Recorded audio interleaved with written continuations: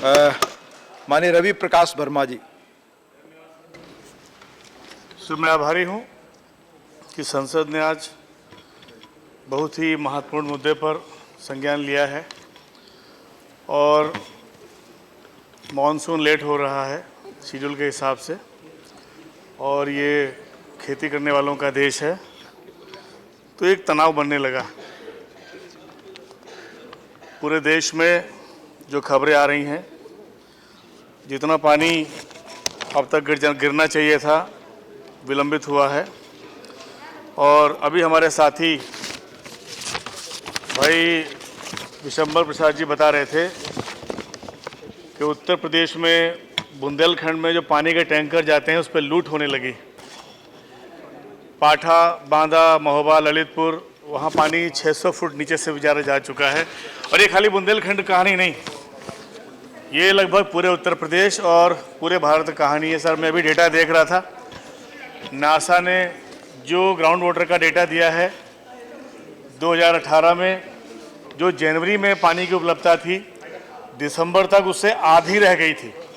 यानी कि पूरा जो हमारी जो आर्थिक क्रियाएं हैं, मोस्ट इंपॉर्टेंट, चाहे वो हमारा जीवन है, डिस्कसिंग, चाहे वो हमारी खेती है, चाहे हमारी जो औद्योगिक जो प्रक्रियाएं हैं, सब में पानी का रोल होता है, उसको एक बड़ा झटका लगने की संभावना सामने आ रही है।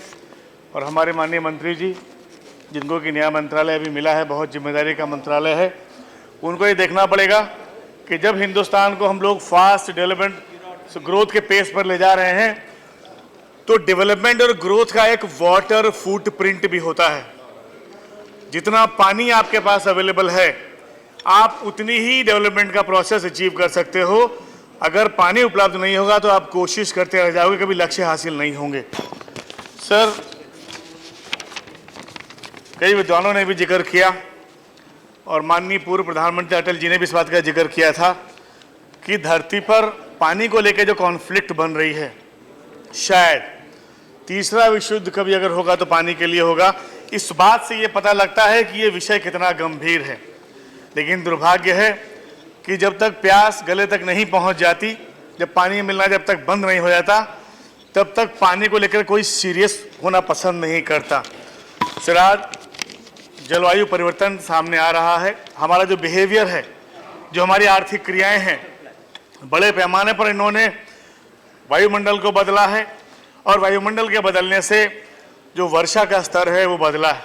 अभी जटिया जी बता रहे थे कि भारतवर्ष में जितना पानी बरसात में गिरता है, उसका केवल 1/4 पानी ही हम ज़मीन में पर्कुलेट कर पाते हैं, इस्तेमाल कर पाते हैं, बाकी सब रन ऑफ चला जाता है।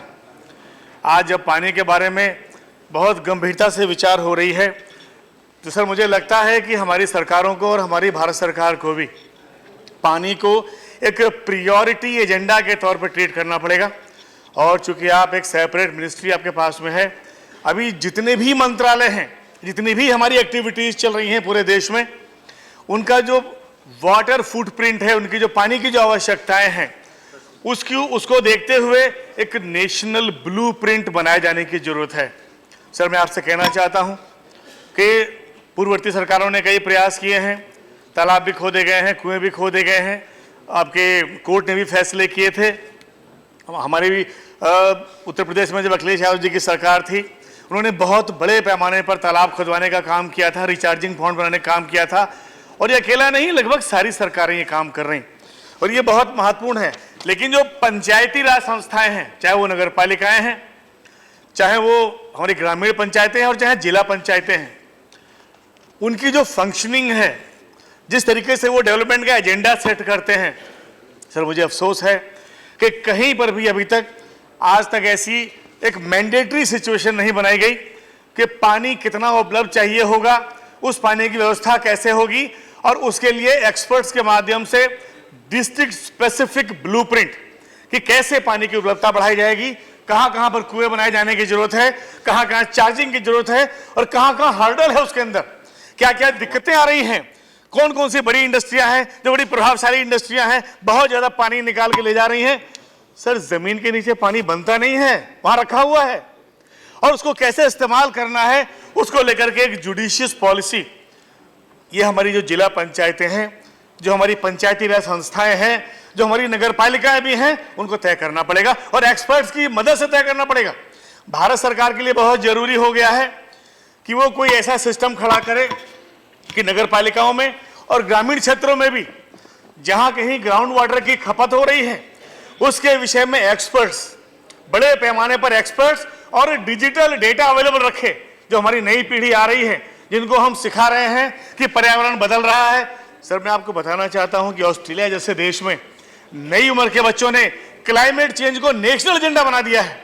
हमें लगता है कि हमें बहुत बड़ी जरूरत है कि अब हमारे बच्चे भी सामने आए, वो क्लाइमेट चेंज को एक नेशनल एजेंडा बना करके आगे बढ़े। हमारी जो भी जनप्रतिनिधि हैं, जो भी हमारी संस्थाएं हैं, उसको प्रायोरिटी का एजेंडा लेके आगे बढ़े। सर, उनको बहुत सारा डेटा देने की जरूरत पड़ेगी। आपको एक ऐसा नेटवर्क बनाने की जरूरत है कि गांव में भी, शहर में भी हर आदमी को ये डेटा उपलब्ध रहे कि हमारे यहाँ कितना पानी गिरता है, कितना बह जाता है, कितना हम कंज्यूम कर पाते हैं। उसके लिए कौन कौन से सिस्टम्स बनाए जाने की जरूरत है। सर, नगरों में लगभग हर घर में एक छोटा सा बोरिंग लगा हुआ है जो पानी खींचते हैं। आज तक कभी ऑडिट नहीं की गई कि अगर 500 लीटर पानी रोज निकाल रहे हैं तो एक साल में कितना पानी निकालेंगे, ये पानी आएगा कहां से। पॉलिसी बनाई गई थी कि हर घर के ऊपर वाटर रिचार्जिंग सिस्टम्स बनाया जाएगा, लेकिन एक्सपर्ट्स नहीं है।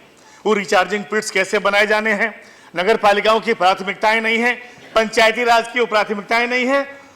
अभी जेठिया जी ने जिक्र किया इस बात का कि जितना पानी हिंदुस्तान में बरसता है, कुदरत हमें देती है, उसको हमें पूरे तौर पर यूटिलाइज करने की जरूरत है। और रिचार्जिंग सिस्टम्स एक बहुत ही प्रोग्रेसिव तरीके से पहले से प्लान करके, जानकारी करके कि इस साल कितना पानी बरसने वाला है हमारे इलाके में, उसको हम कैसे मैक्सिमम रिचार्ज कर पाएं। अभी संजय सिंह जी बता रहे थे, साथी यहां से चले गए, कि जो रिचार्जिंग। रवि प्रकाश जी, आपके दल से एक और वक्ता है, 6 मिनट आप बोले। बस फिनिश कर देता हूं, कंक्लूड कर दे रहा हूं। सर, एनजीटी ने भी लगातार वार्निंग दी है, लेकिन दुर्भाग्य है कि राज्य सरकारें एनजीटी के जो आदेश है उसकी कंप्लायंस नहीं कर रही हैं। भारत सरकार को कोई ऐसा मैकेनिज्म देना होगा जिससे कि जो कंप्लायंस है वो मैंडेट हो जाए। सर, जो इंडस्ट्री पानी इस्तेमाल कर रही है और स्पेशली कुछ इंडस्ट्री ऐसी हैं जो गंदा पानी बहुत बर्बाद कर रही हैं, गवर्नमेंट ने पॉलिसी बनाई थी जीरो एफ्लुएंट की, आज तक उसको 100% फॉलो नहीं कर पाए। ये प्रायोरिटी सेक्टर है।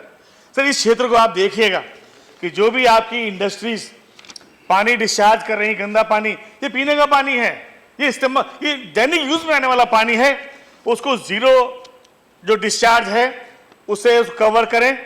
और सर, एक बात हम बताना चाहते हैं कि जमीन के अंदर जो पानी है उससे किसान की आमदनी का सीधा रिश्ता है, और ये अन्ना हजारे जी ने रालेगांव सिद्धि में साबित करके दिखाया है। वहां जमीन में पानी नहीं रह गया था, जब रिचार्जिंग सिस्टम्स बनाए गए तब वहां खेती करनी चालू हुई है, लोगों की आमदनी बढ़ी है। सर, आपके दल के लिए जो समय उसमें 1 मिनट अब सिर्फ शेष है। मैं सर कंक्लूड कर दे रहा हूं। सर, मैंने अभी जिक्र किया कि एक ऑडिट सिस्टम की जरूरत है कि हम लोग जो भी पानी इस्तेमाल कर रहे हैं उसका हम कैसे ऑडिट करें। सर, एक बहुत बड़ा मुद्दा सामने आया है, मैं सरकार के संज्ञान में लाना चाहता हूं कि भारत सरकार ने स्वच्छता कार्यक्रम बनाया है, लाखों करोड़ों की तादाद में टॉयलेट बनाए जा रहे हैं। सर, उसमें सेप्टिक टैंक के बजाय सोक पिट बनाया जा रहा है और ये अवैध है। आप जमीन के अंदर जो पानी है उसे कंटेमिनेट नहीं कर सकते। समय खत्म। सर, आपको पॉलिसी चेंज करानी पड़ेगी। और जितने भी सोखते बनाए गए हैं, जो गांव में लेटरीनें बन रही हैं, सर मेरे यहाँ गांव से शिकायतें आई हैं, गांव का पानी नमकीन हो गया, लोग गंदे पानी की बीमारियों से मरने लगे हैं। सर, इस चीज को आपको बहुत प्रायोरिटी पर धन्यवाद रवि जी, धन्यवाद सर। रिसाइकलिंग पूरा समय अपने दल का इस्तेमाल किया। 1 मिनट सर, बड़ा इंपॉर्टेंट है। सारी महत्वपूर्ण चीजें आप कह रहे हैं, सारी महत्वपूर्ण चीजें कह रहे हैं, सारी महत्वपूर्ण। Sir, I am just closing. Sir, सबसे इंपॉर्टेंट पानी है। अभी इस बात का जिक्र आया था कि शहरों से बहुत बड़े तादाद में जो है गंदा पानी नालों के माध्यम से नदियों में जा रहा है। सर, मैंने सिंगापुर में देखा कि जितना भी सीवेज वाटर है वो रिसाइकल करते हैं। सर, दिल्ली के एनसीआर में 5 करोड़ आदमी रहता है और इतना ही बॉटल डेली यहां पर बिकती है पीने के पानी के लिए। हम करोड़ों रुपए, लाखों करोड़ रुपए खर्च कर रहे हैं जमुना के लिए, धन्यवाद। सर, गंदे पानी की रिसाइकलिंग पर धन्यवाद, फोकस नहीं किया है। सर, धन्यवाद श्रीमती। मैं केवल इतना कहना। सर, आपकी बात मैं पूरा समय खत्म, रवि जी पूरा समय खत्म हुआ। सर आई एम पूरा समय खत्म हो नहीं, 1 पॉइंट, पूरा समय खत्म हो गया सर 1 पॉइंट। हाँ सर सरकार आप कृपया अपनी जगह बैठे प्लीज। राष्ट्रीय स्तर पर हाँ पानी को रिचार्ज करने के लिए जमीन के अंदर एक स्पेसिफिक पॉलिसी बनाए जाने की जरूरत है और मैं माननीय मंत्री से इस बात के लिए आग्रह करता हूं। धन्यवाद रवि जी, लीड लेकर के सामने आए और धन्यवाद। मुझे लगता है कि इससे लक्ष्य पूरे हो सकेंगे। धन्यवाद। धन्यवाद।